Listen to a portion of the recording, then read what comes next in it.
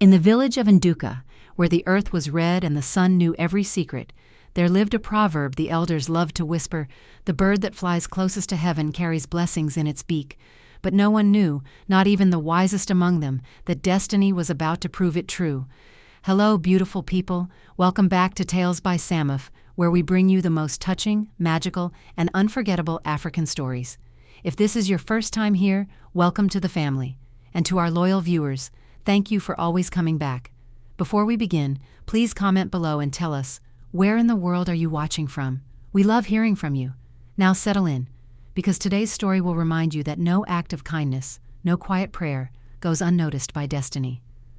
The morning sun climbed slowly over Nduka village, painting the mud brick houses in shades of gold and rust. Roosters crowed from every corner, and the smell of fresh ankara frying in palm oil drifted through the narrow paths between compounds. It was market day, and the village was already stirring with life. Ebele tied her faded wrapper tightly around her waist and adjusted the headscarf that had seen too many washings. Her small room, just 4 walls, a wooden bed, and a sewing machine older than she was, smelled of thread and old fabric. She reached for her woven basket and placed inside it a few needles, a spool of black thread, and 2 mangoes she'd been saving. "Today, I will finish Mama Ngozi's dress," she said softly to herself, as if speaking the words aloud would make them true. "And maybe she will pay me enough for rice this week." Ebele was 32 years old. Though some said hardship had aged her face beyond her years, she was a seamstress, not the kind who sewed for weddings or naming ceremonies, but the kind who mended torn school uniforms and patched old wrappers for women who could not afford new ones. Her fingers were nimble, her heart was gentle, and her prayers were constant. She stepped outside into the bright morning and locked her door with a rusted padlock. The path to the market was dusty and alive with voices. Children ran past her, laughing and chasing a rolling tire. Women balanced basins of yams on their heads, their hips swaying with practiced grace. Somewhere in the distance, a drumbeat echoed, perhaps a rehearsal for the upcoming harvest festival. Ebele loved market mornings. Even if she had little to spend, she loved the colors, the sounds, the way the whole village gathered like one big family under the sun. As she walked, she greeted the familiar faces. "Ebele, good morning, my sister," called Mama Ifeanyi, a round woman selling smoked fish. "Good morning, Mama," Ebele replied with a warm smile. "Still sewing for those people who don't pay you enough?" Mama Ifeanyi teased, though her eyes were kind. Ebele laughed softly. "God will provide, Mama. He always does." Mama Ifeanyi shook her head, clicking her tongue. "You are too humble, that one. Me, I would charge them double." Ebele continued down the path, her bare feet kicking up small clouds of red dust. She passed the yam sellers, the pepper grinders, the women frying plantain in wide black pots. The market was a symphony of haggling voices, clinking coins, and the sizzle of hot oil. And then she saw it. At the edge of the market, beneath a wide umbrella, sat Nkem, the cloth merchant. Her stall was an explosion of color, ankara prints in every shade imaginable, wax fabrics folded in neat stacks, lace trimmed with gold thread. Ebele had passed this stall 100 times, but today something made her stop. Hanging at the front of the display was a wrapper so beautiful it seemed to glow in the sunlight. It was a deep blue ankara, patterned with golden birds in flight. The fabric shimmered as the breeze touched it, and Ebele felt her breath catch in her throat. She moved closer, almost without meaning to. "You like it?" Nkem asked, looking up from her phone. She was a sharp-eyed woman with painted nails and a head tie that announced wealth. Ebele nodded slowly, her fingers hovering over the fabric but not quite touching it. It's the most beautiful thing I've ever seen." Nkem smiled, a smile that didn't quite reach her eyes. "That one is expensive, my sister. Imported from Abuja, 5,000 naira per yard." Ebele's hand dropped. 5,000 naira. She could sew for 3 months and still not afford even 2 yards. "I see," she said quietly. She stood there for a moment longer, just looking. The golden birds seemed to dance across the blue, and for a heartbeat, Ebele imagined herself wearing a dress made from that cloth, walking into church on Sunday, head held high, feeling beautiful for once in her life. But then she smiled sadly and whispered, almost to herself, "One day, by God's grace, one day." She turned to leave. What Ebele did not know, what she could not have known, was that standing just 3 feet away, pretending to examine a pile of plain cotton, was a man who had heard every word. He was tall but unremarkable, dressed in a faded shirt and simple trousers. His face was calm, his eyes thoughtful. To anyone passing by, he looked like a farmer, or perhaps a driver resting between errands. No one would have guessed that Chief Obi, one of the wealthiest men in the state, was standing in Nduka market that morning, watching a poor seamstress whisper a prayer over cloth she could never afford. And no one, not even Ebele herself, could have guessed what he was about to do.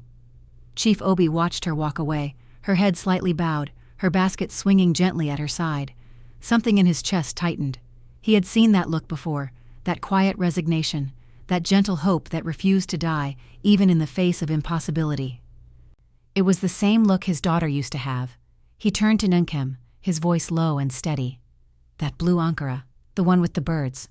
Nduka looked up, surprised. "Yes, sir? I'll take 10 yards, but I don't want you to tell her I bought it." Nduka blinked. "Sir?" Chief Obi reached into his pocket and pulled out a thick fold of naira notes. He placed them on the table without counting. "Wrap it well," he said quietly. "And when she comes back, because she will come back, you will tell her it's a gift. You will not tell her from who." Nduka stared at the money, then at the man, her mouth slightly open. "Do you understand?" Chief Obi asked, his tone gentle but firm. Yes, sir," she stammered. He nodded once, then turned and disappeared into the crowd, as silently as he had come. "What do you think just happened?" Do you believe destiny can change a person's life with one quiet prayer? Comment below and let us know. Don't forget to like, subscribe, and turn on notifications for more tales by Sammuff. What do you think happens next? Comment below. 3 days passed. Ebele finished Mama Ngozi's dress and was paid just enough to buy a small bag of rice and some dried fish. She boiled the rice that evening with a single tomato and ate it slowly, savoring each spoonful as if it were a feast. Afterward, she sat by her sewing machine under the dim glow of a kerosene lamp and hemmed the sleeve of a school uniform for a neighbor's son. Her fingers moved automatically, stitching neat, even lines while her mind wandered. She thought about the blue ankara. She had tried not to. She had prayed about it, asking God to remove the longing from her heart. "It's just cloth," she told herself. "There are people with no food, no shelter. I should be grateful for what I have." But still, the image returned to her. Those golden birds flying across that deep, endless blue. On the 4th day, Ebele woke early and decided to go back to the market. She needed thread, and perhaps Mama Ifeanyi would have some leftover fish to sell cheaply. She tied her wrapper, said a short prayer, and stepped outside into the cool morning air. The market was quieter than usual. It was not a main market day, so only a few sellers had set up their stalls. Ebele walked slowly, her eyes scanning for Mama Ifeanyi's familiar spot. And then, as if pulled by an invisible thread, her feet carried her past the fish sellers, past the yam pyramid, past the women frying ankara, straight to Nduka's cloth stall. She told herself she was only looking. Nduka was there, rearranging her fabrics. When she saw Ebele approaching, something strange flickered across her face, something like nervousness, or perhaps guilt. "Good morning, sister," Ebele greeted her warmly. "Ah, Ebele, good morning," Nduka said, her voice a bit too bright. She wiped her hands on her wrapper and glanced behind her at something wrapped in brown paper beneath her table. Ebele's eyes drifted to the stall, searching without meaning to, but the blue ankara was gone. Her heart sank, though she tried not to show it. Of course it's gone, she thought. Someone who could afford it bought it. "I was just passing by," Ebele said softly, suddenly embarrassed. "I needed thread. Do you know if Mama Udoka is selling today?" "Wait," Nduka said quickly. She bent down and pulled out the brown paper package from beneath her table. "Before you go, this is for you." Ebele blinked. "For me?" Nduka pushed the package toward her, her expression unreadable. "Yes, it's a gift." Ebele stared at the package as if it might bite her. "A gift? From who?" I don't know," Nduka said, and for once she wasn't lying. "Someone bought it and said I should give it to you. That's all I know." Ebele's hands trembled as she reached for the package. It was heavier than she expected. She unwrapped it slowly, her heart pounding in her chest. And there it was, the blue ankara, 10 full yards of it, folded neatly and smelling faintly of new fabric and sunshine. Ebele gasped, her hand flying to her mouth. No, this can't be." "It's yours," Nduka said, her voice softer now. "Someone saw you admiring it. They wanted you to have it." Tears sprang to Ebele's eyes. She ran her fingers over the fabric, feeling the smooth texture, the raised patterns of the golden birds. It was real. It was hers. "But who?" she whispered. "Who would do this?" Nkem shrugged. "I don't know, sister. He didn't give his name, just paid and left." "He?" Ebele looked up sharply. "A man?" "Yes, dressed simply, looked like an ordinary person. But the money he gave—" Nkem shook her head. "It was more than enough. He didn't even wait for change."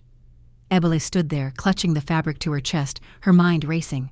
Who in this village would spend so much money on her? She had no family, no suitors, no wealthy friends. I don't understand," she said, her voice breaking. "Why me?" Nkem's expression softened, and for the first time, Ebele saw something like respect in her eyes. "Maybe," Nkem said quietly, "because you deserved it." Ebele walked home in a daze, the package cradled in her arms like a newborn child. People greeted her, but she barely heard them. Her mind was spinning with questions. When she reached her small room, she locked the door and spread the fabric across her bed.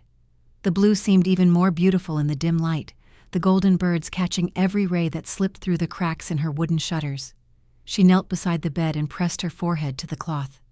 "Thank you, Father," she whispered, tears streaming down her face. "I don't know who you used, but thank you, thank you." She stayed there for a long time, praying and weeping and marveling at the mystery of it all. By evening, the news had spread. In a village like Nduka, secrets traveled faster than the wind. By the time the sun was setting, half the market knew that poor Ebele the seamstress had received an expensive gift from a mysterious stranger. Mama Ifeanyi came knocking on her door, breathless with curiosity. "Ebele, open this door. Is it true? Did someone really buy you that blue ankara?" Ebele opened the door, smiling shyly. "Yes, Mama. I don't know who, but yes." Mama Ifeanyi pushed her way inside and stared at the fabric on the bed. Her eyes went wide. "Chai! This thing is real! Ebele, who is this man? Do you have a secret admirer?" "I don't know him, Mama, I swear it." "Then why would he buy you such expensive cloth?" Ebele shook her head, her smile fading into something more thoughtful. "I don't know, but I think it was God." Mama Ifeanyi clicked her tongue. "God, yes, but God uses people. My sister. And this person? He must have seen something special in you." That night, Ebele lay in bed, unable to sleep. She stared at the fabric glowing softly in the moonlight and wondered, who was he? And why her? What Ebele did not know was that across the village, in a modest guest house where no one would think to look for a billionaire, Chief Obi sat by a window, staring out at the dark sky. In his hand was a small, faded photograph. A young girl, no more than 16, smiling at the camera. She wore a simple dress, one she had sewn herself. Her eyes sparkled with dreams. His daughter, gone now for 5 years. Chief Obi's jaw tightened, and he whispered into the silence, "I couldn't save you, Adana, but maybe I can help her." He placed the photograph back in his wallet, his heart heavy but strangely light at the same time. Destiny, he believed, had brought him to Nduka for a reason, and he was not finished yet. The blue ankara became the talk of Nduka village. Everywhere Ebele went, people whispered. Some smiled warmly, happy for her good fortune. Others narrowed their eyes, wondering what she had done to deserve such a gift. And a few, like Obiageli, the village's biggest gossip, spread rumors with the speed of wildfire. "That girl must have used something," Obiageli hissed to a group of women gathered at the water pump. "Poor people don't just receive expensive gifts for no reason. Mark my words, there's more to this story." But Ebele paid the whispers no mind. She spent 2 full days cutting and sewing the blue ankara into the most beautiful dress she had ever made. She worked carefully, her stitches small and perfect, treating the fabric like the treasure it was. When she finally finished and tried it on, standing before the small cracked mirror in her room, she barely recognized herself. The dress fit perfectly. The golden birds seemed to fly across her body, and the deep blue made her dark skin glow like polished mahogany. For the first time in years, Ebele looked at herself and felt beautiful. She wore the dress to church that Sunday. When she walked through the wooden doors of St. Mary's Chapel, heads turned. Mama Ifeanyi beamed with pride. The older women nodded in approval. And Obiageli, sitting in the 3rd row, pursed her lips and looked away sharply. After the service, Ebele thanked God again, not for the dress, but for the kindness of a stranger whose name she still did not know. "Whoever you are," she prayed silently, "may God bless you 100 times over." It was the following Tuesday when the real test came. Ebele was walking back from delivering a mended dress to a customer when she spotted something lying in the red dust near the edge of the market. At first, she thought it was just a piece of cloth, but as she bent down to pick it up, her breath caught. It was a wallet, a thick black leather wallet, dusty but clearly expensive. Her heart pounded as she opened it carefully. Inside were several crisp 1,000 naira notes, more money than she made in 3 months. There was also an ID card with a photograph and a name, Chief Obina Obi. Ebele's hands trembled. She looked around. The market was busy, people haggling, children running, motorcycles buzzing past. No one had noticed her pick it up. She could easily slip the wallet into her basket and walk away. No one would ever know. The money inside could change her life. She could pay her rent for the entire year, buy a new sewing machine, eat well for once. Her stomach twisted. She thought of the blue ankara. She thought of the mysterious stranger who had shown her kindness without expecting anything in return. And then she thought of her mother, long gone now, who used to say, "Ebele, a good name is worth more than gold. Never soil yours for temporary gain." Ebele closed the wallet and held it tightly against her chest. "No," she whispered to herself, "this is not mine." She stood up, brushed the dust from her wrapper, and began asking around the market. "Please, has anyone lost a wallet?" she called out, moving from stall to stall. "A black wallet? I found it on the ground." People stared at her as if she had gone mad. "You found money and you're looking for the owner?" one man asked, laughing. "Sister, just keep it. Finders keepers." "No," Ebele said firmly. "It's not mine. It belongs to someone, and they might be looking for it." She asked the yam sellers, the fish women, the pepper grinders. No one claimed it. Finally, Mama Ifeanyi pulled her aside. "Ebele, my dear," she said gently, "you are too good for this world. If no one is claiming it, just keep it. Use it to help yourself. God won't be angry." But Ebele shook her head. "Mama, I can't. The ID says the owner's name is Chief Obina Obi. I have to find him." Mama Ifeanyi's eyes widened. "Chief Obi? That's the man staying at the guest house near the edge of town. I've seen him a few times. Quiet man. Keeps to himself." Ebele's heart leapt. "Do you know where exactly?" Yes, the white building past the school. But Ebele, are you sure about this?" Ebele nodded. "I'm sure." The guest house was small and plain, with whitewashed walls and a rusted gate. Ebele stood outside for a moment, gathering her courage, then knocked. An older man opened the door, a gateman with kind eyes and a slight limp. "Good afternoon, sir," Ebele greeted him respectfully. "I'm looking for Chief Obina Obi. I found his wallet in the market." The gateman's eyebrows shot up. "You found it? And you brought it back?" "Yes, sir." The gateman stared at her for a long moment, then nodded slowly. "Wait here." He disappeared inside, and Ebele waited, clutching the wallet tightly. A few minutes later the door opened again, and this time a tall man stepped out. He was dressed simply, in plain trousers and a faded shirt, but there was something about him, a quiet authority, a calm presence, that made Ebele straighten her posture instinctively. His eyes met hers, and for a brief second something flickered across his face. Recognition? Surprise? "You found my wallet?" he asked, his voice deep and steady. "Yes, sir," Ebele said, holding it out to him with both hands. "I found it near the market. I asked around, but no one claimed it. Then someone told me you were staying here, so I came." Chief Obi took the wallet and opened it. Everything was still inside, the money, the cards, untouched. He looked at her, his expression unreadable. "You didn't take anything?" "No, sir." "Why not?" Ebele blinked, surprised by the question. "Because it's not mine, sir." "Do you believe honesty is always rewarded? Have you ever returned something valuable that wasn't yours? Let us know in the comments." Chief Obi studied her face for a long moment, and then slowly he smiled. It was a warm smile, tinged with something Ebele couldn't quite name, sadness perhaps, or remembrance. "What is your name?" he asked. "Ebele, sir. Ebele Nwafor." "Ebele," he repeated softly, as if tasting the name. "Do you know what your name means?" "Yes, sir. It means mercy." He nodded. "It suits you." Ebele felt her cheeks warm. She didn't know what to say. Chief Obi reached into his wallet and pulled out several bills. "Please, take this, as a thank you." Ebele stepped back quickly, shaking her head. "No, sir, I didn't do it for money. I did it because it was the right thing to do." Chief Obi's smile deepened. He lowered his hand but didn't put the money away. Instead, he looked at her with something that might have been wonder. "You're a rare person, Ebele," he said quietly. "Rarer than you know." Ebele didn't understand what he meant, but something in his voice made her heart flutter. "Thank you, sir," she said softly. "I should go now." "Wait," Chief Obi said. "The blue ankara, the one you're wearing. Did you make that yourself?" Ebele froze. How did he know about the ankara? She looked down at her dress, confused. "Yes, sir, I'm a seamstress. Someone gave me the fabric as a gift. I made the dress from it." Chief Obi's eyes softened. "It's beautiful. You have great skill." "Thank you, sir." He nodded once, then stepped back inside. "Go well, Ebele, and may your kindness return to you tenfold." The door closed softly. Ebele stood there for a moment, her mind spinning with questions. There was something about that man, something familiar, something warm, that she couldn't explain.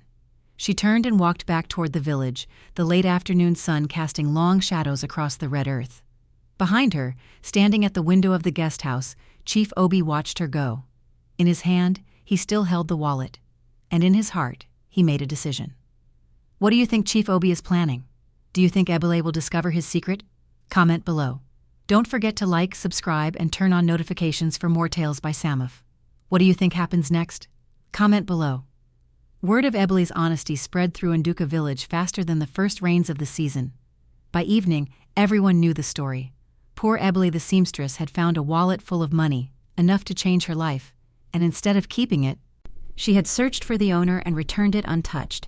Some people marveled at her integrity. "That girl has a heart of gold," Mama Ifeanyi declared at the water pump, her voice loud and proud. "In this world where everyone is looking for shortcut to wealth, Ebele chose the narrow path. God will surely reward her." The older men sitting under the ukwa tree nodded in agreement, passing around a bottle of palm wine. "She reminds me of the old days," one elder said, stroking his gray beard, "when a person's word was their bond and honor meant more than money." But not everyone was pleased. Obiageli, the village gossip, stood among a circle of women near the market, her face twisted with scorn. "Reward?" she spat, her voice dripping with bitterness.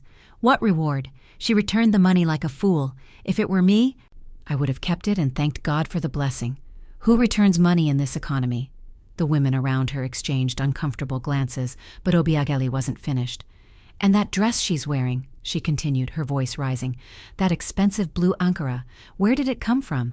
A gift from a stranger, she says. What kind of stranger gives a poor woman thousands of naira worth of cloth? There's something she's not telling us. Mark my words." One of the younger women, Nkiru, frowned. "Obiageli, why are you always looking for bad in everything? Maybe someone just saw her need and helped her. Is that so impossible?" Obiageli rounded on her, eyes flashing. "You are young and foolish. You don't understand how the world works. Nobody gives something for nothing. That man, this Chief Obi or whatever he calls himself, he must want something from her. Maybe he just admires her character," Nkiru shot back. Obiageli laughed, a harsh, bitter sound. "Character? What can character buy in the market? Can you eat character? Can character pay school fees?" She shook her head, her lips curling into a sneer. "That girl is either very stupid or very clever, and I intend to find out which." Ebele, unaware of the storm gathering around her name, spent the next few days in quiet peace. She finished 3 sewing orders, humming softly as she worked. The blue ankara dress hung on a nail in her room, and every time she looked at it she whispered a prayer of gratitude. Life, though still hard, felt somehow lighter, sweeter. On Thursday morning she went to the market to buy thread and needles. As she walked past the stalls, she noticed people watching her, some with smiles, others with strange, calculating looks. She greeted them all warmly, as was her way, and continued on. She was examining a spool of white thread at Mama Udoka's stall when a voice called out behind her, "Ebele! Ebele the saint!" Ebele turned to see Obiageli approaching, her wrapper tied tightly, her face arranged in a smile that didn't reach her eyes. "Good morning, Sister Obiageli," Ebele greeted her politely. Good morning," Obiageli replied, looking her up and down. "I've been hearing so much about you lately. The whole village is talking." Ebele shifted uncomfortably. "Talking about what?" "About your good fortune, of course. First the expensive cloth, now the mysterious chief who lost his wallet." Obiageli stepped closer, lowering her voice to a conspiratorial whisper. "Tell me, sister to sister, what is really going on between you and this man?" Ebele blinked, confused.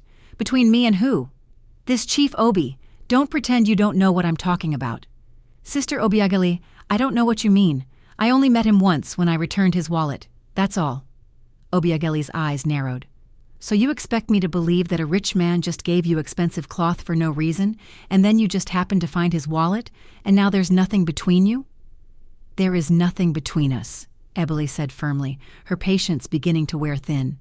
He gave me cloth because, I don't know why. Maybe he was just being kind, and I returned his wallet because it was the right thing to do. That's the whole story. Obiageli looked unconvinced. Well, let me give you some advice, my dear. Be careful. When a rich man shows interest in a poor woman, it's never without a price. Protect yourself. Ebele's jaw tightened, but she kept her voice calm. Thank you for your concern, sister, but I trust God to protect me. Obiageli made a dismissive sound and walked away, her hips swaying dramatically. Mama Nduka, who had been listening, leaned over and patted Ebele's hand. Don't mind her, my daughter. That woman's tongue is sharper than any needle. She's just jealous because good things are happening to you and not to her. Ebele sighed. I don't understand why she's so angry. I haven't done anything to her. You don't have to do anything, Mama Nduka said wisely. Some people are angered by the happiness of others. It's a sickness of the heart. That afternoon, as Ebele sat in her room sewing a dress for a customer, she heard a knock at her door. She opened it to find a young boy, no more than 10 years old, holding a small package wrapped in plain brown paper. Are you Sister Ebele? The boy asked. Yes, I am. This is for you. He thrust the package into her hands and ran off before she could ask any questions. Ebele stood in the doorway staring at the package. Her heart began to race. Not again. She closed the door and sat on her bed, unwrapping the paper slowly. Inside was a brand new sewing machine oil can, a set of fine needles in different sizes, and a note written in neat handwriting. For the seamstress with the honest heart, may your hands continue to create beauty. A friend. Ebele's eyes filled with tears. The needles were expensive, professional quality, the kind she'd only ever seen in the big shops in town. The oil was imported, far better than the cheap kind she usually bought. Who are you? She whispered to the empty room. And why are you doing this? She pressed the note to her chest and closed her eyes, overwhelmed by gratitude and confusion in equal measure. Across the village, in the small guest house, Chief Obi sat at a wooden table, reviewing papers for a business meeting he would attend in the city the following week. But his mind kept drifting. He thought of Ebele's face when she returned his wallet, the quiet determination, the refusal to accept a reward, the sincerity in her eyes. She reminded him so much of Adana. His daughter had been like that too, honest to a fault, generous even when she had little, always seeing the best in people. The world had not been kind to her. Sickness had taken her before she could finish school, before she could sew the dresses she dreamed of making, before she could live the life she deserved. Chief Obi's throat tightened. He couldn't bring Adana back, but maybe, just maybe, he could honor her memory by helping someone who carried the same spirit. He picked up his phone and made a call. Hello, Pastor Emeka? Yes, it's Obi. I need your help with something. There's a young woman in your church, Ebele Nwafor. I want to know more about her situation, her family, her struggles, but I don't want her to know I'm asking. Can you help me? There was a pause on the other end. Then, Chief, what are you planning? Chief Obi smiled faintly. Something good, my friend. Something very good. Meanwhile, Obiageli was not finished. That evening, she gathered a small group of women at her compound, serving them watery zobo and stale chin-chin while she planted seeds of doubt. I'm telling you, she said, her voice low and urgent, that girl is hiding something. No man gives gifts like that without expecting something in return, and now she's receiving more packages? Something is not right. Maybe we should just leave her alone, one woman suggested weakly. Leave her alone? Obiageli's eyes flashed. So she can make fools of all of us? No, I'm going to find out the truth, and when I do, the whole village will know what kind of person Ebele really is. The women exchanged nervous glances, but no one dared to contradict her. Jealousy, once planted, grows fast and wild, and in Nduka village it was beginning to spread its roots deep. The rains came to Nduka village that week, heavy, drumming rains that turned the red earth into rivers of mud and sent everyone running for shelter. Ebele sat in her small room, listening to the water pound against her tin roof, her new needles gleaming in the lamplight as she worked. She was sewing a dress for a bride, her biggest order in months. The woman had seen Ebele's blue ankara dress at church and insisted that only Ebele could make something beautiful enough for her wedding day. The payment would be generous, enough to buy food for 2 weeks and maybe even save a little. As Ebele's fingers moved steadily across the fabric, her mind wandered to the mysterious gifts, the cloth, the needles, the oil, and always the same question: why? She had prayed about it every night, asking God to reveal the identity of her benefactor, but heaven remained silent, and the mystery deepened. A sharp knock interrupted her thoughts. Ebele set down her work and opened the door. Pastor Emeka stood there, his umbrella dripping with rain, his face warm with his usual gentle smile. "Good evening, my daughter," he said. "May I come in?" "Of course, Pastor." Ebele stepped aside quickly, wiping her hands on her wrapper. "Please sit. Let me get you water." Pastor Emeka settled onto her only chair, looking around the small room with kind eyes. He had been the pastor of St. Mary's Chapel for 15 years and knew every member of his congregation by name and by struggle. Ebele poured him a cup of water from her clay pot and sat on the edge of her bed, suddenly nervous. Pastors didn't usually make house calls unless something was wrong. "Is everything all right, Pastor?" she asked. "Everything is fine, my child. Better than fine. Actually." He took a sip of water and set the cup down carefully. "I came to talk to you about something important, about your future." Ebele's heart skipped. "My future?" "Yes. Tell me, Ebele, if you could have anything, what would it be? What do you dream about?" The question caught her off guard. No one had ever asked her that before. She thought for a moment, her eyes distant. I dream of having a real tailoring shop, not here in my room, but a proper shop with big windows and shelves full of fabric, a place where women can come and choose materials and have dresses made that make them feel beautiful." She smiled shyly. "And maybe I could teach young girls how to sew, so they can earn their own living too." Pastor Emeka's smile widened. "That's a beautiful dream, Ebele, a worthy dream. But it's impossible, Pastor. I barely have enough to eat most days. A shop like that would cost—" She shook her head. "It's just a dream." "What if I told you," Pastor Emeka said softly, "that someone wants to help make that dream possible?" Ebele stared at him, her mouth falling open. "What?" "There is a man, a good man, a man of faith, who has been watching you. He has seen your character, your honesty, your kindness, and he believes you deserve a chance." Ebele's heart began to pound. "Pastor, are you talking about Chief Obi?" Pastor Emeka nodded slowly. "Yes. He came to me and asked about you. Not because he wants anything from you, Ebele, but because he wants to help you. He asked me to find out what your needs are, what your dreams are, so he can assist you properly." Ebele stood up abruptly, her mind racing. "But why? Why would he do this for me? I'm nobody. I'm just a poor seamstress who—" "You returned his wallet," Pastor Emeka interrupted gently. "When you could have kept the money and changed your life, you chose honesty over comfort. Do you know how rare that is, Ebele? How precious?" Tears sprang to Ebele's eyes. "But Pastor, I only did what anyone should do. It wasn't special." "That's exactly why it was special." Pastor Emeka stood and placed a fatherly hand on her shoulder. "Ebele, listen to me. This man lost his daughter 5 years ago, a beautiful girl who loved to sew, just like you, who had dreams, just like you. He couldn't save her from sickness, and it broke his heart. When he saw you at that cloth stall, when he heard you whisper that prayer, one day, by God's grace, something in him stirred. He saw his daughter's spirit in you, and he decided that if he couldn't help her, maybe he could help you." Ebele sank back onto the bed, her whole body trembling. "His daughter—" "Her name was Adana," Pastor Emeka said softly, "and she would have been about your age now." The room fell silent except for the sound of rain. Ebele covered her face with her hands and wept, not from sadness, but from the overwhelming weight of grace she didn't understand and didn't deserve. "He wants to meet with you," Pastor Emeka continued, "properly this time. He wants to discuss how he can help you start your shop, buy equipment, maybe even rent a space in town, but only if you're willing. He doesn't want to force anything on you." Ebele looked up, her face wet with tears. "When?" "Tomorrow, after the rain stops. He'll come to the church and we can talk together, all 3 of us." She nodded, unable to speak. Pastor Emeka smiled and squeezed her shoulder. "Get some rest, my child. Tomorrow your life begins to change." But not everyone in Nduka village was happy about the changes in Ebele's life.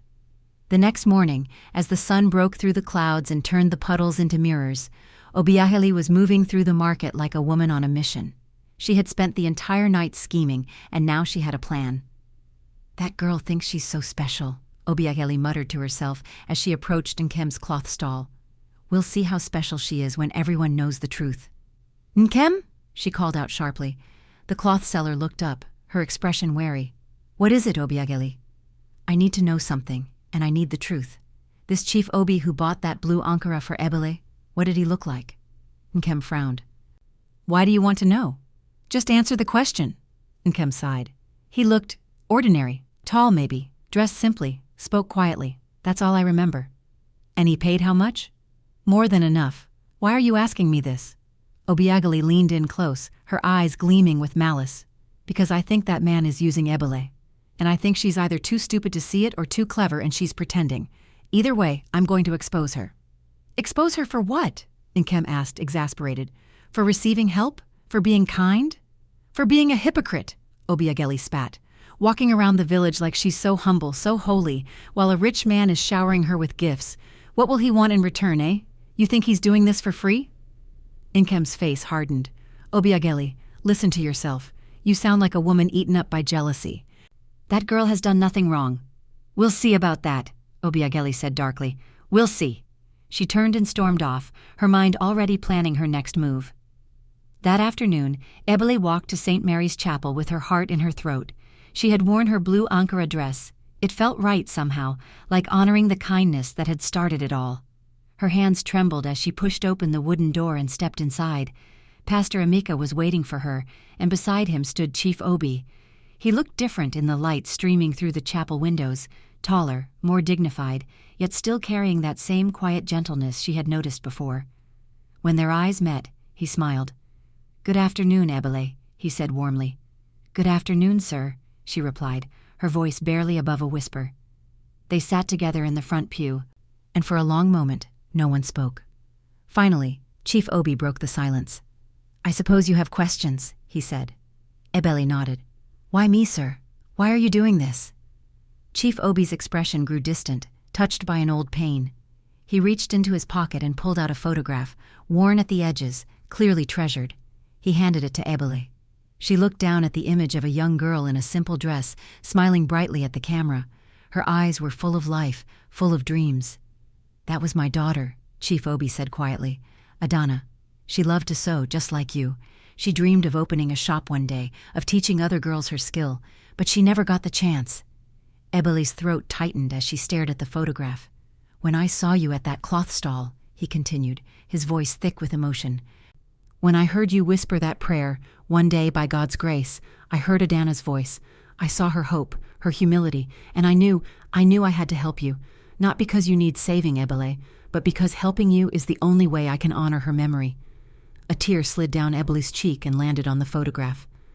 I can't bring my daughter back, Chief Obi said softly, but I can help you live the dream she never could, if you'll let me. Do you believe that our acts of kindness can honor those we've lost? Have you ever been helped by someone in a way that changed your life? Share your story below. Ebele looked up at him, tears streaming freely now. Yes, she whispered. Yes, sir. Thank you. Thank you. And in that small chapel, as the afternoon light painted everything gold, 3 lives touched by loss and hope came together in a moment of grace. But outside, in the shadows, Obiageli watched through the window, her face twisted with fury. She had seen everything, and she was not finished yet. Don't forget to like, subscribe, and turn on notifications for more tales by Sammuff. What do you think happens next? Comment below. The days following the meeting in the chapel moved like a dream Ebele was afraid to wake from. Chief Obi had not made empty promises. Within a week, he had rented a small shop space in the heart of Nduka town, not the village market, but the actual town center where people from neighboring villages came to trade. The shop had wide windows that let in streams of sunlight, shelves waiting to be filled with fabric, and enough space for 3 sewing machines. 3? Ebele had asked, bewildered. When Chief Obi showed her the space. 1 for you, he explained patiently, and 2 for the girls you will teach. You said you wanted to help young women learn the trade, didn't you? Ebele could only nod, too overwhelmed to speak. He bought her a brand new sewing machine, not an old Singer like the one she'd used for years, but a modern electric machine with multiple stitching options. He stocked the shop with bolts of fabric in every color imaginable, bought display mannequins, ordered business cards, and even hired a carpenter to build a beautiful wooden sign that read, Adana's Legacy Tailoring, where dreams take shape. When Ebele saw the name, she wept. "She would have wanted this," Chief Obi said softly, standing beside her as they watched the carpenter hang the sign. "She would have wanted her name to mean something beautiful in this world." "It will, sir," Ebele promised through her tears. "I swear it will." The shop opened on a bright Saturday morning, and it seemed like half the village came to see it. Mama Ifeanyi was there, beaming with pride, telling everyone who would listen. "I knew that girl was special. Didn't I tell you? Didn't I say God would bless her?" Pastor Emeka came and blessed the shop, praying for prosperity and wisdom and favor over Ebele's work. Even some of the women who had doubted her came, curiosity eventually overcoming their skepticism. They touched the fabrics, admired the machines, and whispered among themselves. But Obiageli did not come. She stood across the street, hidden in the shadow of a building, watching the celebration with a face like thunder. She had spent weeks trying to spread rumors, trying to convince people that something shameful was happening between Ebele and Chief Obi, but no one believed her. The truth had come out. Chief Obi's story about his daughter, his honorable intentions, his desire to help without taking anything in return, and it had silenced even the most suspicious tongues. Obiageli watched as Chief Obi stood beside Ebele, smiling as customers began to enter the shop. She watched as Ebele laughed, truly laughed, with joy that lit up her entire face. And something inside Obiageli finally cracked.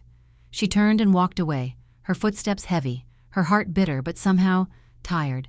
Tired of the anger, tired of the jealousy, tired of fighting against good fortune that wasn't hers to fight. By noon, Ebele had already received 5 orders. A woman wanted a dress for her daughter's graduation.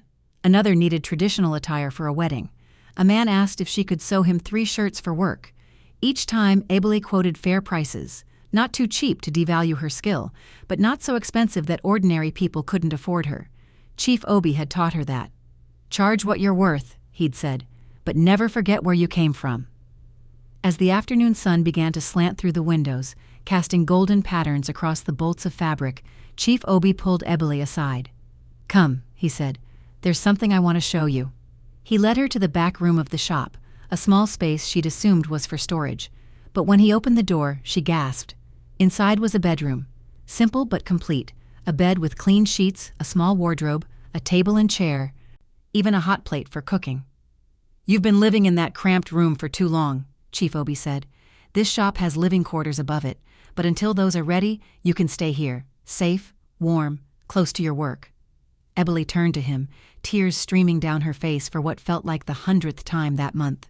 "Chief Obi, I don't know how to thank you. I don't have words big enough." He held up a hand gently. "Then don't thank me with words. Thank me by living well, by teaching those girls, by making this place everything Adana would have wanted it to be. That's all the thanks I need." Ebele wiped her eyes and nodded. "I will, sir. I promise I will." That evening, after the last customer had left and the shop was quiet, Ebele stood at the window watching the sun set over Nduka. The sky was painted in shades of orange and purple, and somewhere in the distance, she could hear children laughing as they played.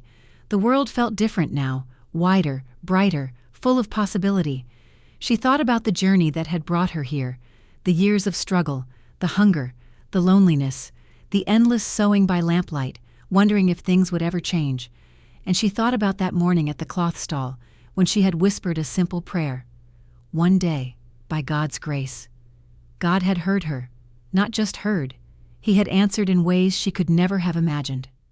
A soft knock interrupted her thoughts. She turned to find Chief Obi standing in the doorway, holding something wrapped in cloth. "One more thing," he said, stepping inside. "I meant to give this to you earlier." He handed her the bundle, and when she unwrapped it, her breath caught. It was a framed photograph of Adana, smiling brightly, wearing one of the dresses she had sewn herself. And beneath the photograph was a small engraved plaque that read, "Adana Obi seamstress, dreamer, beloved daughter. May her kindness live on through the hands of another." Ebele looked up at Chief Obi, her vision blurred with tears. "Hang it in the shop," he said softly, "so everyone who comes here will know whose legacy they're a part of." "I will," Ebele whispered, "right by the door, where everyone can see it." Chief Obi smiled. A real smile this time, one that reached his eyes and pushed back some of the sadness that had lived there for so long. "You know," he said, "when I lost Adana, I thought the pain would break me. I thought I'd never find a way to honor her memory properly. But then I met you, and I realized sometimes God takes someone away, but he leaves behind people who carry the same spirit, people who remind us that goodness still exists, that kindness still matters." He paused, his voice thick with emotion. "You didn't just remind me of my daughter, Ebele. You reminded me why life is still worth living." Ebele couldn't speak. She simply reached out and took his hand, squeezing it gently, a gesture of gratitude, of understanding, of shared grief transformed into shared hope. They stood there in the fading light, two souls touched by loss and healed by an unexpected blessing. 3 months later, Adana's Legacy Tailoring was the most talked-about shop in Nduka and the surrounding villages. Ebele had taken on 2 apprentices, young girls from poor families who showed talent and determination. She taught them not just how to sew, but how to treat customers with respect, how to price their work fairly, how to dream beyond their circumstances. The shop thrived, orders poured in. Ebele hired another seamstress to help with the workload, and soon they were sewing for weddings, naming ceremonies, church events, and even a few politicians' wives who had heard about the quality of their work. Chief Obi visited often, always quietly, always humbly. He never asked for recognition or praise. He simply watched Ebele's success with the satisfied smile of a father watching his daughter flourish. One Sunday, as Ebele walked into St. Mary's Chapel wearing a dress she had sewn from the original blue ankara, the one that had started it all, she saw Obiageli sitting in a pew near the back. Their eyes met. For a moment, Ebele considered looking away. But then she remembered something Chief Obi had taught her. "Bitterness is a poison we drink, hoping someone else will die. Don't let anyone make you bitter, Ebele, not even those who tried to hurt you." So instead, Ebele smiled, a genuine, warm, forgiving smile. Obiageli's face flickered with surprise, then shame, and finally, reluctantly, she nodded. Just a small nod, an acknowledgement. Perhaps not an apology, but a beginning. After the service, Pastor Emeka asked Ebele to stand and share her testimony. She walked to the front of the small church, her heart pounding, and looked out at the faces of her village, people who had known her in her poverty, who had watched her struggle, and who now witnessed her transformation. "I want to tell you something," Ebele began, her voice steady despite her nerves. 3 months ago, I was a woman with nothing but a dream and a prayer. I stood at a cloth stall and whispered, "One day by God's grace," and I walked away thinking that day would never come. She paused, her eyes finding Chief Obi in the crowd. He sat in the back, as always, listening with quiet attention. "But God heard me," she continued, "and he used a man I had never met, a man who had every reason to be bitter, to be broken, to give up on goodness, and he turned that man's grief into my blessing. Chief Obi didn't just give me cloth or money or a shop. He gave me dignity. He gave me purpose. He showed me that kindness is never wasted, that honesty is never foolish, and that sometimes our greatest blessings come wrapped in the most unexpected packages." Her voice broke slightly, but she pushed on. "I learned that destiny doesn't always shout. Sometimes it whispers. Sometimes it looks like an ordinary moment. A prayer over cloth you can't afford, a wallet you return when you could have kept it, a stranger who sees not what you are, but what you could become." She looked around the chapel, meeting the eyes of her neighbors, her friends, even those who had doubted her. "So I want to leave you with this. No act of kindness, however small, goes unnoticed by God. No prayer, however quiet, falls on deaf ears. And no person, however humble, is beyond the reach of destiny's hand." The church erupted in applause, and Ebele saw tears on many faces, Mama Ifeanyi weeping openly, Pastor Emeka nodding with approval, and Chief Obi sitting quietly in the back, his hand pressed over his heart. After the service, Chief Obi approached her outside the church. "That was beautiful," he said. "Adana would have been proud." Ebele smiled. "I hope so. Everything I have now, I owe to you." Chief Obi shook his head gently. "No, Ebele, you owe it to yourself.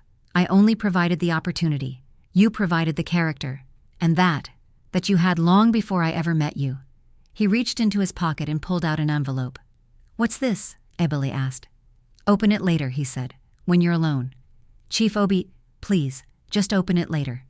He smiled one last time, then turned and walked toward his car. A simple vehicle, nothing flashy, just like the man himself. Ebele watched him go, clutching the envelope, her heart full to bursting. That evening, in her small room behind the shop, Ebele opened the envelope with trembling fingers. Inside was a letter, written in Chief Obi's neat handwriting. "Dear Ebele, by the time you read this, I will have returned to the city. My work in Nduka is complete, and it's time for me to move on. But I want you to know that meeting you changed my life as much as I changed yours. For 5 years, I carried the weight of my daughter's death like a stone around my neck. I blamed myself. I questioned God. I wondered if goodness even existed in this world anymore. Then I saw you, a poor seamstress whispering a prayer over cloth she couldn't afford. And in that moment, I heard Adana's voice reminding me, "Papa, there are still good people. Don't give up on them."